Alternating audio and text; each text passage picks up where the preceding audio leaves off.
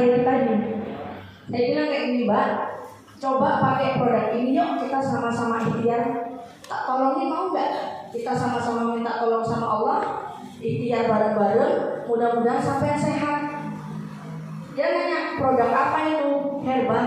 Kalau herbal ini kan nggak ada efek sampingnya, saya bilang kayak itu. Terus dia bilang sama suaminya, Pak, aku pengen pakai obat itulah, kata Mbak Dwi bisa sembuh, katanya gitu. Suaminya nggak percaya awalnya. Besok di Senin ada yang jawab nggak? Jawab nggak sih? Nggak ada. Jawab ya? Jadi kalau saya mau jawab bisa ya? Nggak. Nanti kalau saya bawa bahasa Inggris nggak mudeng, sama-sama nggak mudeng kita. Jadi dibilangnya gitu, Pak, kata Mbak Dwi, dari Mbak Dwi ini bisa sembuh, katanya gitu.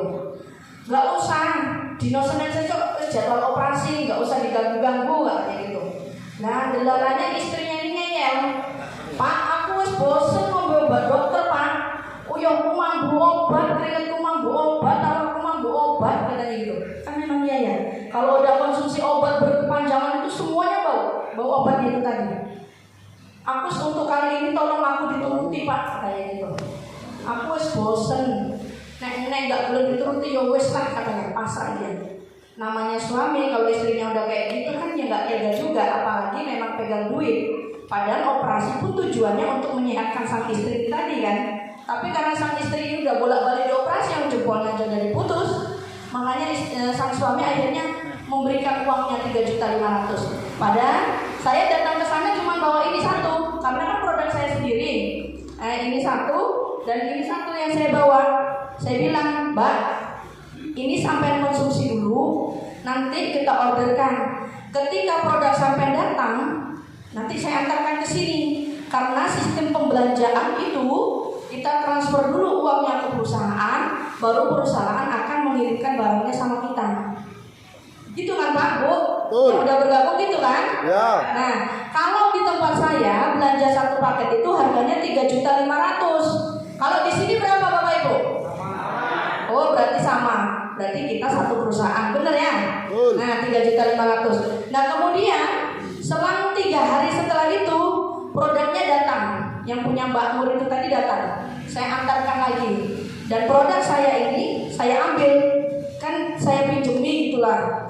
Saya ambil. Nah, saya datang ke sana malam habis maghrib lah saya datang ke sana karena produknya datangnya udah sore. Dari rumah saya karena datang ke DK1 itu 1 jam perjalanan. Saya datang ke sana, saya antarkan produknya. Saya antar ke sana.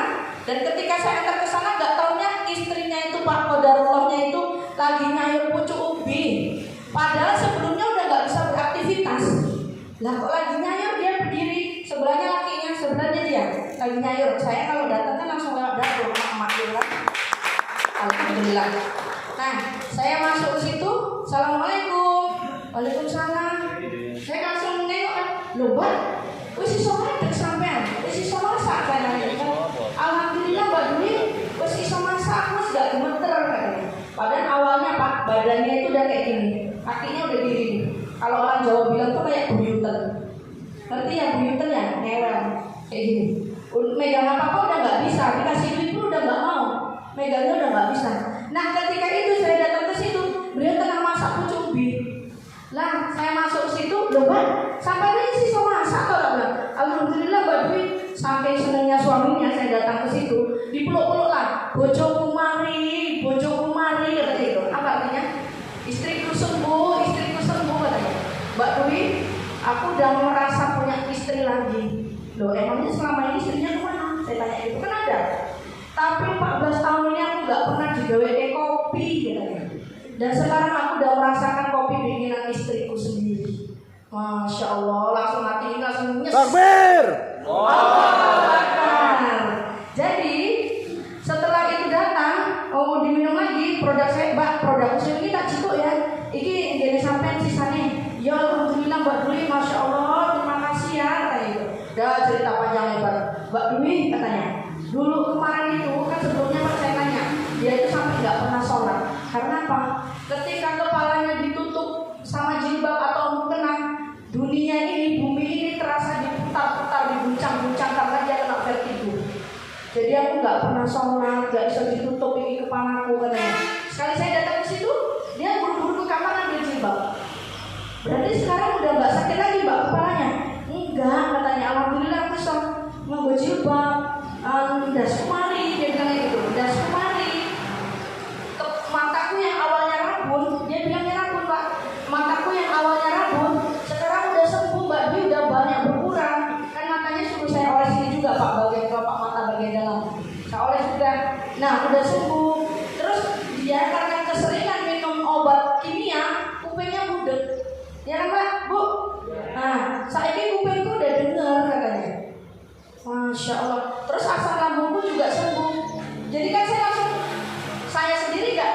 khasiat obat ini kalau sebanyak itu tuh saya nggak ngerti. Bablas nggak ngerti, orang saya nggak butuh baru 2 hari 3 hari. Terus ya Allah, sedahsyat ini ya produk ini. Keren kali ya Allah, terima kasih. Saya bersyukur ya Allah, terima kasih alhamdulillah ya Allah. Saya terus ingat, aku juga punya teman yang sakit diabetes. Terus muncul orang-orang sakit di otak saya. Jadi saya menjalankan ini bukan mikirin bisnisnya itu bukan, tapi pengen menolong orang yang membutuhkan pertolongan. Orang yang udah sakit-sakit lama itu ternyata mereka juga pengen sembuh, mereka juga pengen sehat seperti kita semua ini. Nah dari situ, dari Mbak Mur itu, karena dia dari testimoni dia sendiri Pak, yang saya juga nggak ngerti khasiatnya sebanyak itu, saya datang lagi ke tempat teman saya namanya Pak Edi Carpadi. Beliau itu mantan kepala desa di DK 5 Batang Cinapu juga. Sebelumnya saya tahu dia sakit itu karena dia pasang status Pak di media sosial, dia dirawat di awal Bros Pekanbaru. Ya, zaman sekarang ya Pak, apapun kan masuk media sosial cekrek. Dongake lor aku udah mari, itu kata dia gitu. Saya tanya, Mas, sampean kenapa? Sakit Mbak Dwi, sakit apa? Awet biasa gitu. Aku punya obat yang bagus Mas, kalau mau nanti kita kasih tahu. Besok kalau udah pulang, karena kan dia di awal Bros. Ketika pulang dia ngabarin beneran. Mbak Dwi aku udah pulang katanya. Oh iya, saya datang lagi. Rumah dia jauh Pak, dari Tanah Datar ke Rakit Kuling. Itu kecamatannya udah beda tuh, di Rakit Kuling DK 5 itu jauh. Saya datengin ke sana. Nah, ketika saya datengin itu dia memang kena diabetes Pak. Kaki yang sebelah kirinya itu bengkaknya udah menghitam kemerahan. Hitam kemerahan. Karena apa? Karena dia udah kena diabetes. Terus itu katanya kalau diabetes itu kebas nggak seberapa terasa katanya itu. Nah dia jalan-jalan di sekeliling rumahnya terinjek paku. Jadi darahnya sampai netes-netes dia tetap nggak merasakan sakit. Tuh Pak, menginjak paku terus itu kalau kita orang Jawa, orang desa itu kalau menginjak paku kan tahunya gini loh. Ternyata ini darah kakiku dicabut, ditokok-tokok. Ya kan biasanya gitu. Apa yang ludes? Lanjut. Ditokok-tokok kakinya gitu. Ih, humor apa horornya. Nah, ketika ditokok-tokok itu, menurut dia udah nggak apa-apa, nggak langsung dibawa ke rumah sakit, padahal dia udah punya riwayat, gitu kan. 2 hari setelah itu kakinya langsung membengkak besar kemerahan. Dibawalah ke Muizah, ternyata sudah infeksi. Karena tetanus mungkin ya, dia udah riwayat penyakit, terus itu ke cucuk paku. Dia udah kandung tetanus, dibawa ke Muizah itu nggak sembuh-sembuh. Dia nggak puas, langsung aja merujuk ke Pekanbaru di awal Bros.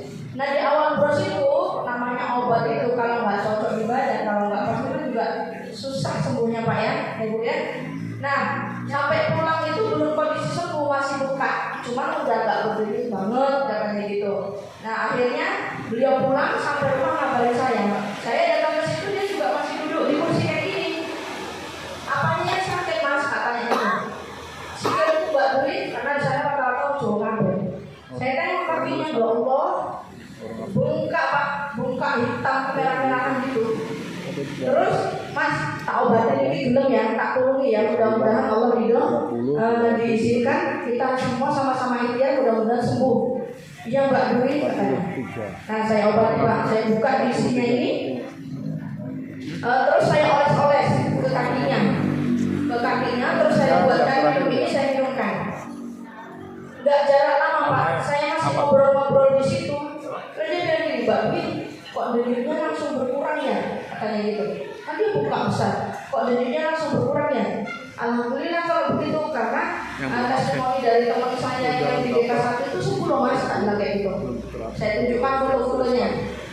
Oh iya Mbak Dwi, alhamdulillah katanya. Terus itu kan produk saya juga nggak langsung lengkap banyak, cuma saya tinggal di segini juga satu pasang ini. Mas belanja aja satu paket, insya Allah nanti sembuh, saya bilang kayak gitu. Berapa satu paketnya? 3.500.000. Langsung dibayarnya waktu itu. Dibayar separuh waktu itu karena duitnya kan baru pulang rumah sakit belum panen. Ya wes nggak apa-apa, bayar separuh dulu, separuhnya tak tomboin, tak belanjakan di rumah sakit, tapi nanti kalau dapatnya dibayarnya. Iya, kayak gitu. Nah, produknya datang kan 3 hari sampai 4 hari itu. 4 harinya saya datang ke sana lagi ngantarkan produknya. Saya nggak ngomong-ngomong memang. Nah, orang dia sakit pasti ya di rumah, menurut saya kayak gitu. Nah, saya sampai datang ke rumahnya, Tak telepon kok rumahnya tutupan. Dalam hati saya udah deg-degan, apa sakitnya makin parah atau gimana? Kok nggak ada orang? Saya takut nggak ada yang jawab. Saya telepon, masuk dia. Halo katanya gitu. Halo, assalamualaikum mas. Ding, tak tanya gitu. Aku nih kebun mbak, jaga duren katanya. Loh, emang mas mari sampai kok bisa jaga duren? Wes mbak, alhamdulillah katanya. Terus dia pulang bawa duren. Kan kalau orang diabetes makan durian juga bahaya ya. Dia udah bisa makan durian itu pak. Bayangkan, secepat itu dia bisa makan durian. Saya bilang, mas, sampai hati-hati sikit lah makannya, baru coba nih. Gak sakit loh mbak, saya tengok kakinya memang pak, memang udah kempes, warnanya udah gak hitam lagi, udah kecoklatan. Nah, itu satu. Terus ada lagi, pokoknya yang paling banyak diabetes. Terus ini saya cerita yang saraf kejepit pinggang. Ada teman saya masih muda, sama-sama tinggal di Tanah Datar. Itu sakit pinggang pak, udah lama banget sakit pinggang, pernah dipijit kemana-mana, udah terapi, udah itu. Terakhir dia ikut pijit keretak, kan ada yang di sosial media itu pijit keretak gitu kan. Dia ikut pijit itu, akhirnya nggak sembuh, malah pingsan. Saking nahan sakit yang dahsyat gitu kan, pingsan dianya. Jadi dia udah takut mau ngapa-ngapain, udah takut, jalannya aja dia udah doyong. Sekali itu saya main ke rumah mamanya si Arif itu, karena mamanya teman saya gitu kan. Main ke situ, si Arifnya datang. Arif itu tinggalnya di Bilas. Dia datang ke rumah mamanya, saya tengok, Dorin, kenapa kok makin kayak gini? Iya ini pun pinggang punggung, mari-mari katanya. Spontan saya, Rik, tak tulungi gelem gak? Oh, piye pun katanya. Orang sana Tanah Datar tuh kalau manggil saya banyak yang bunda gitu. Piye pun katanya. Mana tanya, tapi yakin ya kuncinya, insya Allah sembuh. Padahal saraf kejepit saya juga belum ada pasien. Cek pintar lah saya. Memang berlagak agak pintar sedikit lah. Padahal juga nggak ngerti, tapi dari testimoni yang lain kok sembuh gitu kan. Jadi ini jadi bahan praktek saya, tapi tetap minta tolong sama Allah. Nah saya pulang, kan rumah mamanya juga rumah saya itu dekat. Saya pulang. Ketika saya datang lagi ke situ, saya kusuin lah yang di sini bagian pinggangnya. Sekali dia buka baju pak, ternyata sudah jendol di sininya nih. Dan tulang belakang yang harusnya lurus sudah bengkok. Saya kan agak-agak takut juga tuh, udah separah ini kira-kira bisa apa enggak lah ini ya kayak gitu. Tapi ya Allah, mudah-mudahan Allah berikan pertolongan. Setiap saya mengobati pasien pak, saya nggak lupa berdoa, saya kirimkan Fatihah untuk dia, dan saya telepon Ustadz Zainal. Selalu saya telepon beliau, saya video call, Ustadz tolong ya doain beliau ini. Video call sama Ustadz, jenenge sopo? Selalu tanya jenenge sopo kan? Namanya si A. Sumaila juga jasa dibacain Ustadz Al-Fatihah. Jadi kita semua berdoa di situ. Kita bacain Fatihah sama-sama, sambil kita khusyuin itu kita tetap sholawatin yang mohon pertolongan Allah ya Allah. Dan alhamdulillah Bapak Ibu, ketika saya khusyuk di sininya ini memang atas minta ampun. Dan yang lebih membuat saya kaget, ternyata pahanya yang sebelah kiri, karena dia sakit sebelah kiri, itu kayak tembok, kerasnya minta ampun. Kan dia udah kurus, jadi kayak tembok, dagingnya ini kayak mengeras. Saya sampai kaget, kok sampai kayak gini kali pahamu? Iya loh bun, makanya sakit dan nggak bisa jalan karena itu. Jadi tetaplah saya bantu, saya kusuk-kusuk gitu kan, pakai masio ini. Nah saya minumkan di sini juga. Semuanya saya kusuk sampai ke kepala, agak ecek-ecek pinter aja lah saya kusuk-kusuk itu. Pokoknya tetap bersolawat, minta tolong sama Allah, ya Allah, tolong ya Allah, tolong ya Allah kayak gitu. Nah waktu itu juga udah selesai saya kusuknya, duduk-duduk lah kita minum. Lah kok dia pak yang awalnya nggak bisa nengok kaki gini, kok jadi bisa ditekuk kayak gini? Terus digoyang-goyangkan. Dia bilang sama mamanya, mak, sikilku sisa goyang mak, katanya gitu. Masa iya Rin? Digoyangkan sama dia. Saya pegang pahanya, langsung empuk, gak kayak papan di awal. Takbir! Bapak ini dengerin apa ngantuk apa gimana sih? Apa saking seriusnya sih?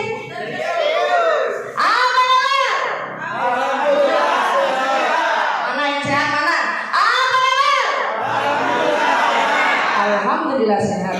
Saya doakan semua Bapak Ibu yang hadir di sini semuanya sehat jasmani rohaninya, panjang umurnya, banyak duitnya, lunas hutang-hutangnya. Kencengnya ketika lunas hutang-hutangnya. Banyak hutang Bapak Ibu. Mau Gabung ya. Nah, nanti kita dengerin marketing plan-nya luar biasa.